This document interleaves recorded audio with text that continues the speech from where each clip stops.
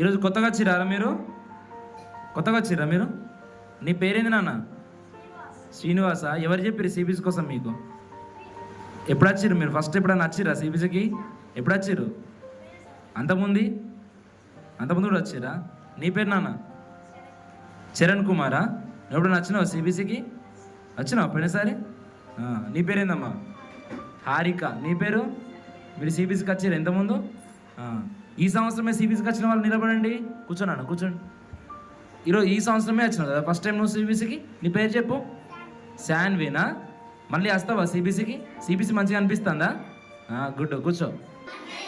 ఓ పిల్లలు, చిన్న పిల్లలు, ఆర్ యూ రెడీ? గట్టిగా చెప్పాలి. Are you ready?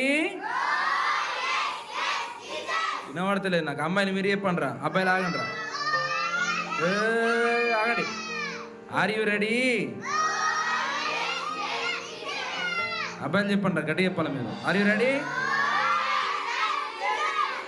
అబ్బాయిలు ఎక్కువ గట్టిగా చెప్తారు. మీరు చెప్పరా గట్టిగా? చెప్పండి గట్టిగా. Are you ready? గుడ్. ఈరోజు ప్రశ్న రాసుకోండి సీనియర్ పిల్లలు. రాగి ఇనుప పనిముట్లు చేయువారి పితరుడు ఎవరు? భూమి మీద మనుషులు పుట్టింది మొదలుకొని ఫస్ట్ టైం రాగి ఇనుప పనిముట్లు తయారు చేసిన వాళ్ళు ఎవరు? ఆయన పేరేంటి? సాయంత్రం వరకు మీరు నాకు చెప్పాలి. ఓకేనా?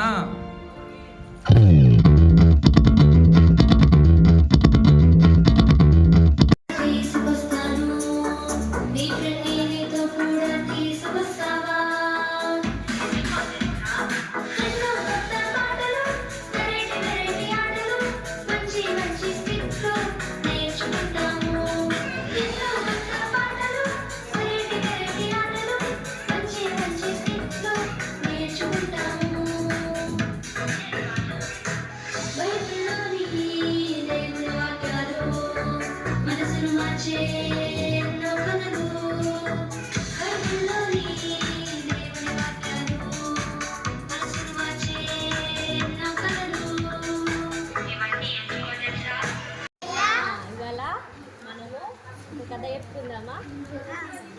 ఒక మంచి కథ. ఎందులో నుంచి? బైబిల్లో నుంచి ఒక మంచి కథని నేర్చుకుందామా? ఇవాళ మనము అబ్రహాం తాత తెలుసా మీకు? ఎవరికైనా తెలుసా? జాక్సన్ తెలియదట. ఇవాళ అయితే మనము అబ్రహాం తాత కోసం తెలుసుకుందాం. అయితే బైబిల్లో అబ్రహాం అను గొప్ప వ్యక్తి ఉండేవాడట. ఎవరు? గొప్ప వ్యక్తి. ఏమంటాం మనం ఆయనని? తాత. ఎవరు? 3వ లెసన్ నేర్చుకుంటాము. ఆ లెసన్ పేరు ఏం పేరంటే ధైర్యం గల విశ్వాసం. ఆ లెసన్లో మనము కొంతమంది ధైర్యం గల విశ్వాసంలో ఆ లెసన్లో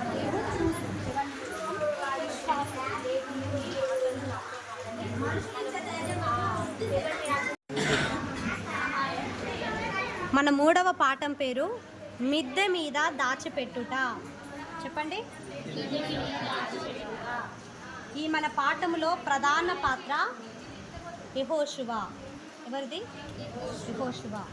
ఈ యెహోషువ ఎవరు అని అంటే ఇశ్రాయేలులను ఐగుప్తు దేశం నుంచి విడిపించినటువంటి మోషే తర్వాత, మోషే మరణించిన తర్వాత ఆ ప్రజలను పరిపాలించడానికి నియమింపబడిన వ్యక్తి పేరు యెహోషువ.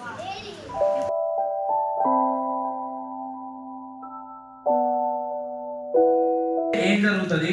ఇదిగో ఇవి మరుగుదొడికి వారిపోయినట్టు మనం కూడా మోషన్ల పాలవుతాం.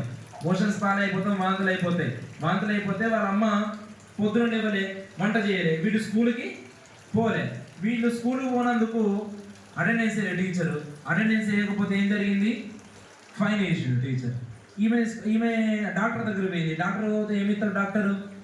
మెడిసిన్ ఇస్తాడు. మెడిసిన్ కోసం డబ్బులు కావాలన్నా ఖర్చు అయిపోయింది. ఇప్పుడు చేతిలో పైసలు ఎందుకంటే ఆమె పనికి పోలేదు. ఇప్పుడు ఇటు డబ్బులు ఖర్చు అయిపోయినాయి, అటు డబ్బులు ఖర్చు అయిపోయినాయి. ఎక్కడి నుంచి వస్తే మన డబ్బులు ఆకర్షించుడు పడతాయా? ఇంకొకరిని అడుక్కోవాలి, దాన్ని అప్పు అంటారు. అప్పుల పాలైతే ఏమవుతుంది? కట్టలేక ఇబ్బందులు పడతాం. ఈ ఇబ్బందులన్నిటికీ కారణం ఏంటిది? కలుషితమైన నీటిని తాగడం. అర్థమవుతుందా? కలుషితమైన నీటిని త్రాగడం.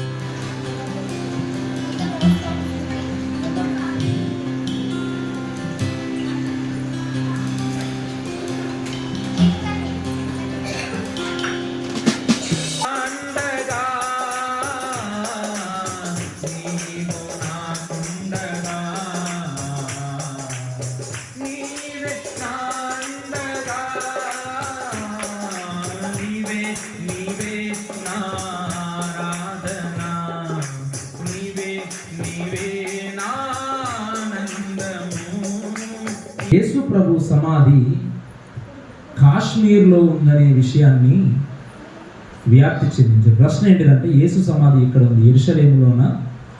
యెరూషలేములో యేసు ప్రభువును పెట్టిన సమాధి ప్రస్తుతం ఇట్లుంది. అది ఇప్పుడు యెరూషలేములో యేసు ప్రభు తిరిగి లేచిన సమాధి అదే. ఏదైతే ద్వారం నల్లది హోల్ ఏదైతే మీకు కనిపిస్తుందో, ఇది ఈ హోల్ ఏదైతే కనిపిస్తుందో, ఈ చిన్న రంధ్రంగా ఇది పెద్ద గుహ లాంటిది. అందులో నుంచి యేసు ప్రభుల వారు బయటికి వెళ్ళేది. ఇప్పుడు దీని ముఖ ద్వారం ఇట్లా ఉండుండొచ్చు. అది యేసు ప్రభువును సమాధి పెట్టినట్టు ఇట్లా ఉండకపోయి ఉండొచ్చు. అర్థమైందా? యెరూషలేములో ఉందా, లేకపోతే ఈ దుర్బోధను బోధించే అంటే బోధన ఎందుకంటే సంఘంలో లేదు కాబట్టి అది అనేజనులు చెప్తున్నటువంటి ధర్మ విరోధులు, దైవ విరోధులు, క్రీస్తు విరోధులు చెప్తున్నటువంటి కాశ్మీర్లో ఉందా? కాశ్మీర్లో యేసు సమాధి అని పిలువబడుతున్న సమాధి ఇది. చూస్తున్నారు.